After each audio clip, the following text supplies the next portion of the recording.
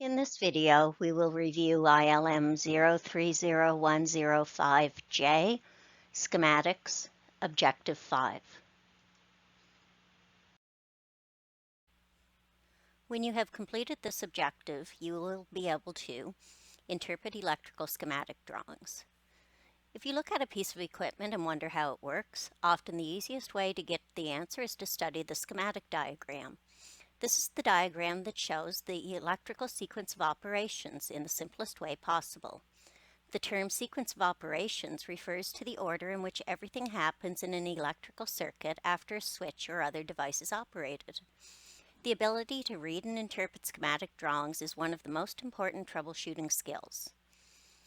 The schematic drawing or diagram shows the electrical circuit in its simplest layout, without regard to the physical location or actual appearance of the components. It's often called a ladder diagram, since all the information is laid out on horizontal lines running between two vertical lines. Schematic drawings are useful in troubleshooting because they illustrate, in a concise way, the sequence of operations of an electrical circuit. The schematic drawing relies on symbols to represent components. Figure 27 shows a brief list of some of the more common symbols used in schematic drawings. Most schematic symbols have been standardized, but you should always consult the legend that applies to the drawing for any variations. So in Figure 27, we see a symbol, the name of the device, and a description. For instance, the first one is a normally open push button, momentary contact device that closes a circuit when pressed. Let's pause the video for a moment and look over these symbols.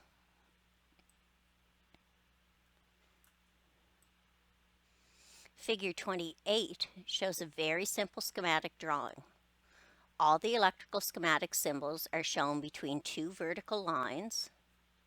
These two vertical lines, complete with the arrowhead lines and a labeled voltage, represent the power source.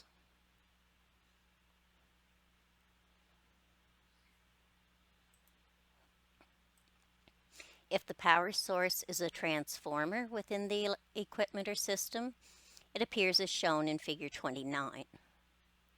This is your transformer.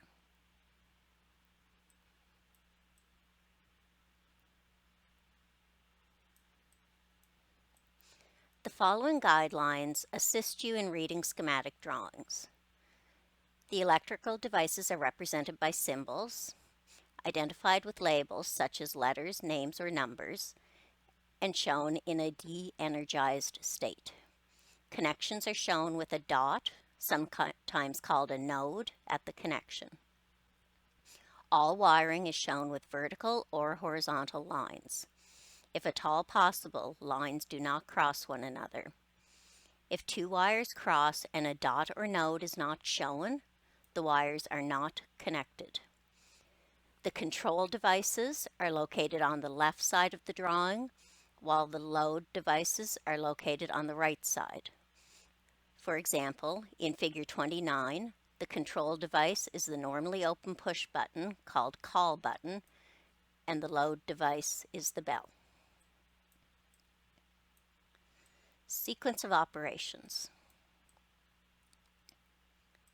The strength of a schematic is that it allows you to analyze the sequence of operations of an electrical circuit.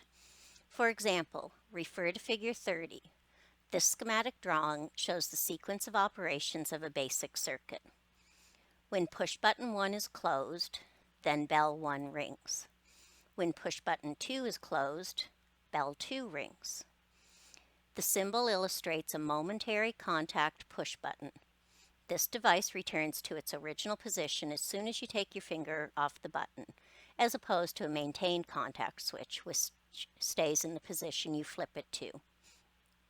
Because it is a momentary contact push button, the schematic also shows you the sequence when the circuit ceases operation. Push button 1 is released, then bell 1 stops ringing. Push button 2 is released, then bell 2 stops ringing. Example. You're assigned to do a small electrical installation and are given the following 3 diagrams. Figure 31 is the block diagram of your project. It shows you that a pilot light is to be controlled from a start-stop push-button station. The control relay is positioned between the stop-start station and the pilot light, and the power source feeds into the control relay. So this is your block diagram of your installation. Figure 32 is the schematic diagram of your electrical job. It shows you the function of each device and the sequence of operations. The diagram shows the load device is de-energized and the control devices in their normal positions. That is, they have not been operated by anything. When the start button is pressed, the relay coil CR is energized. When the CR relay coil is energized, CRA and CRB contacts close. When the CRB contact closes, the pilot light is energized. When the start button is released, the CRA contact provides a path to continue to energize and hold in the CR relay coil, and the pilot light remains on. When the stop button is pressed, the circuit to the CR relay coil is open. The CR relay coil is de-energized, which opens the CRA and CRB contacts. When the CRB contact opens, the pilot light is de-energized and turns off. When the stop button is released, the CR relay coil remains de-energized because the CRA contact and the start button are now both open. The sequence of operation is now complete. And figure 33 is the wiring diagram of your electrical job. The diagram shows you the detailed wiring of the electrical devices. The devices, conductors, and connections are shown in the same physical layout as the completed installation. How many wires are required in the conduit to the stop-start station? 1, 2, and 3.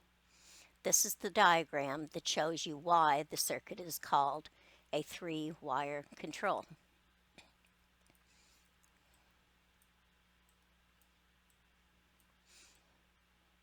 You should now pause the video and complete Objective 5 exercise, questions 1 through 4.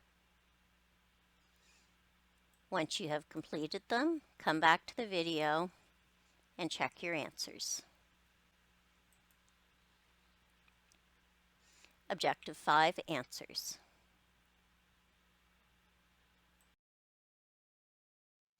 That concludes our review of 030105J, Objective 5.